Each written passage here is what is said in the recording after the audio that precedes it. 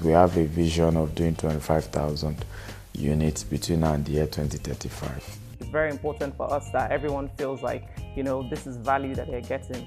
Long-term vision, of course, is we want to be having an asset base size of 250 billion US dollars. Developing 21st century state-of-the-art real estate takes deep knowledge about the industry and the specific market you choose to operate in. The team at GText Homes believe they have these to develop smart and green homes for the African market. I'm Akintayo, and in the next 30 minutes, we'll put the spotlight on the property development company GText Homes and shed light on their journey so far in the real estate market. Nigeria's housing deficit is estimated at 28 million units as of 2023. This, according to the United Nations, would require an estimated 21 trillion naira yearly to provide housing units to bridge this existing deficit. Efforts from both the private and public sectors continue to explore innovative ways to solve the problem for a population of over 200 million people. High materials cost, lack of access to good infrastructure, building collapse, lack of affordable mortgages, deficient housing financing arrangement, high interest loan conditions, delay in processing legal documents, and poor housing policies are among the many challenges facing developers in the industry. For GText Homes, every industry has its challenges. Hence, that of the real estate sector is not an hindrance to providing a 25,000 green and smart home unit by the year 2035. We get to find out the company's journey and how it has been able to stand out from the crowd in the development space. I think when we started, it was still the typical, you want to buy land, you go to native families. So the few companies, because I started as a broker, so the few companies were new, it was just an emerging market. And by the time we then went into development as well, the market was still a bit new. At the moment, we have so much quacks in the business. Everybody just feels there's money in the real estate market. And so you're seeing everybody wants to do real estate. Unfortunately, it's created its own problems where even that now, people are going to development, they don't know anything about development, they've not studied the market, they've not worked anywhere, they've not been mentored by anyone. And so that is an issue. But I think overall, the deficit is there, it's still increasing. There's still some figures differ. Some will tell you 16 million, some will tell you 20 million, some will tell you more than 20 million housing units. But even if we meet our target, which is we have a vision of doing 25,000 units between now and the year 2035, even with that, it's just a drop. Hence, when people tell me is the market saturated, I say no. We need more players, but we need quality players. We need people who understand what the business is about, what the risks are, how to price properly so that they don't just take clients' money and they're not able to deliver at the end of the day. When we were to go into development, we didn't want to do what everybody was doing. So first we started with site and service. And even for that, we said, how do we make ourselves different? So we decided to go into more of right locations where right now we have clients who bought land from us, and in 3 years they're already recording over 500% return because we're targeting places where there's massive industrial expansion. We currently have over 5 estates in just Dangote refinery budget. So you have a huge housing deficit right there, land right there people want. So we're able to make sure our locations are quite unique and the value goes up. But not just that, we then add value to the land. So we fence it, put solar, we're tying the road to where your land is. So that way, it's not just, oh, I bought land and then there's no proper planning, which is part of the problem, really. You see so-called estates and then rain will come and then you'll see the whole place flooded. What happened to the engineering, the drainage structure that needed to have been, taking place? What happened to all that? And I think that's the market we kind of tend towards, that people want quality, people want something tangible, reliable, not necessarily affordable. And, you media people like to affordable. But in reality, there's no such thing as affordable real estate. There's only subsidized real estate. There's only more proper funding institution. In the US, houses are not affordable. The vision is to develop GText homes as one of the leading company in Africa and build this 25,000 green and smart houses by 2035. For that, my coming in brings in two aspects. I'm here to strengthen the operational side and build up the strategy, how to achieve it fast, because you know construction styles in Africa may not be at that pace we want to achieve in Dubai. You see prefab structures coming in, you will find roads in a month time or a bridge coming up. So we do understand there are limitations in Nigeria. This is one aspect we want to work on. We are trying to hire some experts, construction project managers who should be joining our team fairly soon. And second, most important, you cannot support any growth without funding. In Nigerian, we have never dealt, GText group has never dealt with the commercial market. We have zero loans from any commercial banks. And for obvious reasons, you know, the inflation, the pricing, and we are not comfortable to go into that kind of relationship. What we are trying to do, we're trying to explore the capital markets within Nigeria and overseas. And I have seen personally a lot of interest. I have been, last 2 months, I have been in Dubai. I see a lot of investment banks are looking to invest here, provided there is someone who can give them that confidence. Africa is safe. There are rules and regulations for their repatriation of funds, because this is another issue on the government level we have to see, because there have been issues in the past. So, and another part, people need to come into Africa. For example, my coming in itself is a manifest that Africa is safe and there is an opportunity here. It's a huge opportunity, it's a huge land. We are looking to expand outside Nigeria. We're looking at Cameroon. We are already in discussion with one company. In the US, we acquired a big estate in Houston, and we are trying to build greener and smart homes in US as well. Not everyone has that big money to buy, like you mentioned, like politicians who can buy multiple homes. But for some people, it's just one house. They want to buy their own home. They don't want to keep renting for 25 years before owning a home. So how can we make that possible? We say, okay, if you make a deposit of 10 million, and then we can spread the payments over 36 months. So that way, it's not just 100 million in one go. You know, you're able to pay that amount over 36 months. And even if at the end of 36 months, that there's a situation which comes up, which means, oh, you can't afford the final payment, we're able to connect you with a mortgage company who can then spread out the rest of the payments across 15 years.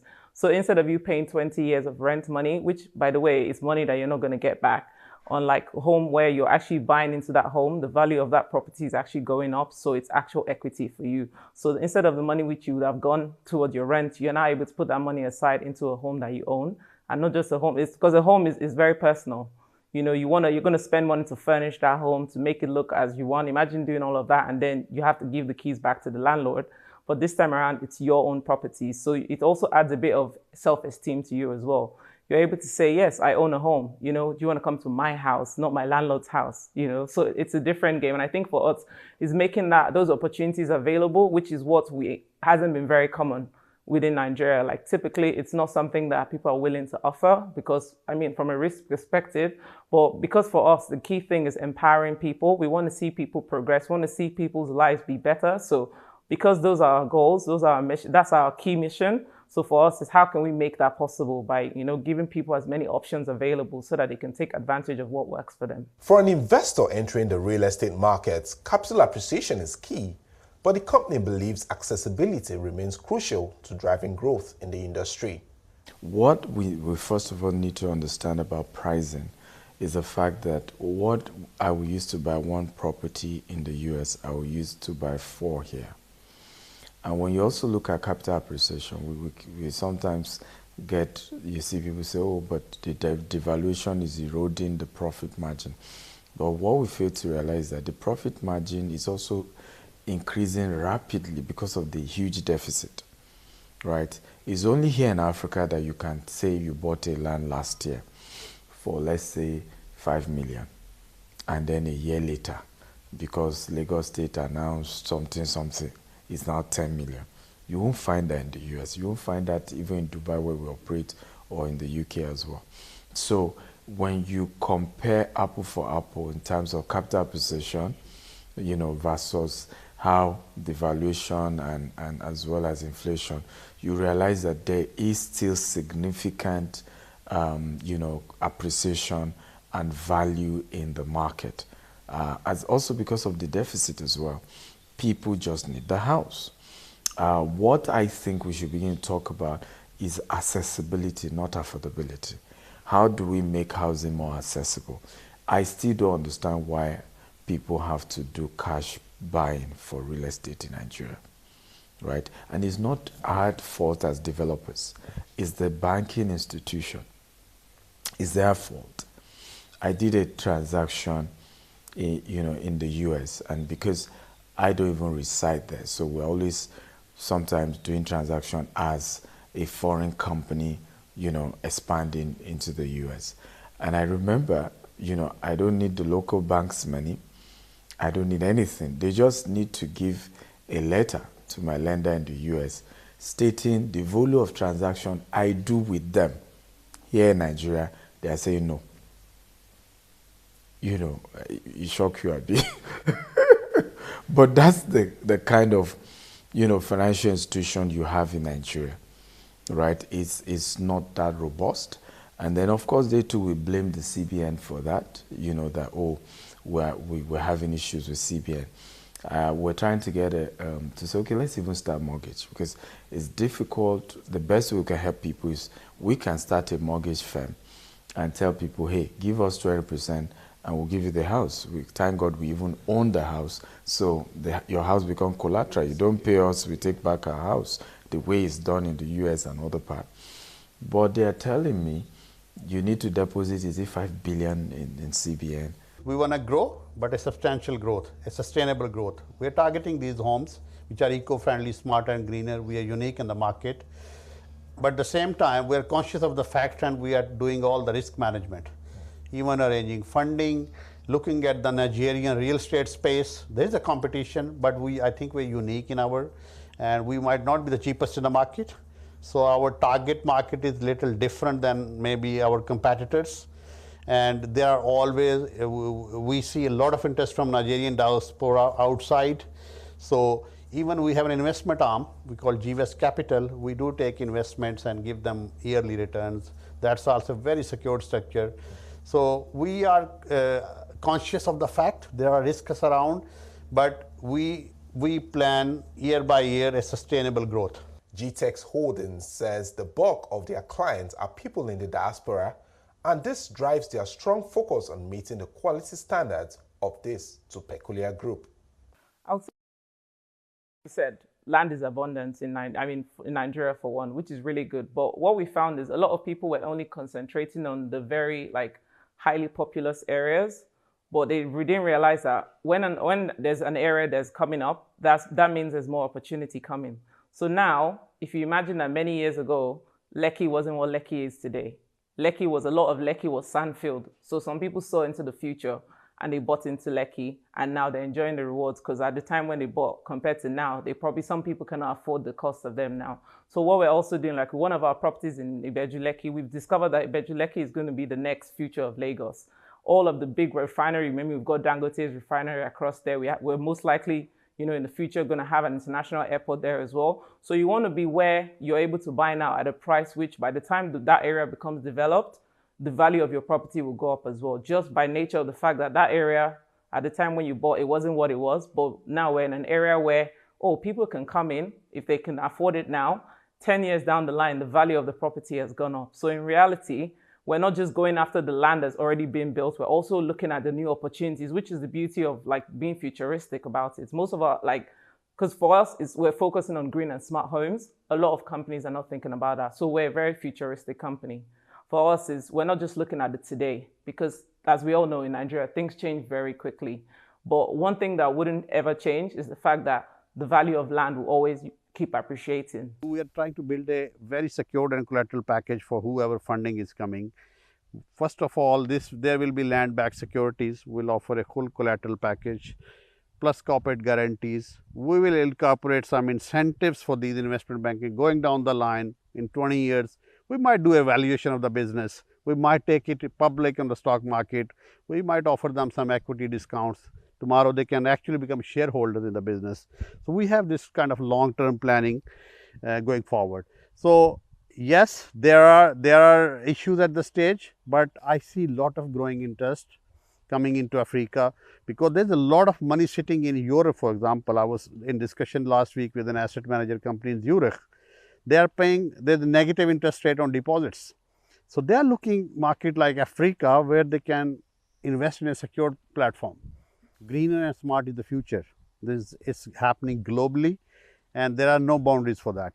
So Nigeria will not be in a standalone situation where the trend, we are trendsetters in Nigeria, and going forward you will see the competition will follow us. Looking on the investor side, I have seen growing interest of the investment banks in this particular market niche. Yes, they want to be secured, they want to have a collateral package which will satisfy all their requirements, but at the same time, even the shareholders or the hedge funds, they prefer this kind of investments which are socially responsible, and at the end adding back and giving back to society as well. There's a go on that, because we're talking of green and smart homes there. So a lot of the technologies, you know, have not developed yet. We are, of course, working on starting, I think we're working on starting a hub, and the goal of the hub is just a you know, you can call it Contech, you know, construction technology hub, where, and we'll probably be the first to do that in the whole of Africa. And we're going to be doing a lot of pitching, a lot of competition, a lot of hackathons, and you know, hackathons where young creative guys can come on board, and if we love what they're doing, we can then put our money on it to then scale it up and have enough production so that it helps what we're doing. But what I know we've done heavily is to make sure that at least 99% of our contractors are local. You know, some of them we're encouraging them to go for trainings. Some of them we're doing everything we can. What does the future hold for GText Homes? What we are trying to achieve as a company, we want to develop but a sustainable model. We don't want to over expand or overburden our balance sheet. Even the funding which we are trying to aim, it will be project basis, so the cash flows are secured. It goes back from itself during the life cycle of the project. So we don't want to have a typical general lines and overburden ourselves. And what we are thinking, and I'm in discussion with some asset managers and hedging companies, we're trying to do some hedging arrangement around NERA in particular. It's a tough call. Even yesterday we were in discussion with one of the senior politicians. So he mentioned, he said, all is good if few things are tackled. And I hope we can achieve, and we are very optimistic. Well, it's to be the largest green and smart home developer in the world, right? And beyond that is also, because what people don't know is that our vision is just, you know, evolving phase by phase. We intend to be, you know, to get into several sectors, you know, because, for example, the house is just the base. So when you build an estate, they need to shop, right? So we intend to, at some point, have some of the largest retail, you know, infrastructure in the whole of Africa. You know, they need to go to movies, they need schools. So for us, is we must build Africa, and Africans are the only ones that will build Africa. Thinking that foreigners will, is when they see how much you've put in, that they can say, okay, let's support you. I mean, it was Emiratis themselves who started investing in Dubai, in UAE, that convinced external foreigners to come and start investing. So we have to do it, and we're working on that. So for us, is media, entertainment, retail, agriculture. We're already into agriculture because we're a group of company. Tech, we're already into tech, but there'll be heavy expansion in the area of prop tech, fintech, and so on. Some things we don't need to share now, but it's definitely a mega vision. But for us, is the short term is achieve the 25,000. Now you have the foundation to now begin to put all these other things on. Yeah. So you start with 6-month internship. We have a program scheduled. We onboard you into the system. Then we have you go through the different onboarding stage where we're going to teach you how to market, we teach you how to sell, we teach you how to be bold, we teach you how to understand the product knowledge. So there are a lot of things that you're going to learn within that 6 months. We also give you the power to be free, to be yourself, to, contribute to why you are, even while you are, running through your internship program. You have the right to explore, to bring in your own ideas, provided it matches with the company's culture and all of that. So we put them through that 6-month internship training that would help them to brush up. So your skills doesn't even matter. We have a lot of people who study Yoruba that are with us, and they're great marketers now. We have someone that used to be, she used to be a therapist, and a lot of people, but they come into the company without knowing or having any skill at all.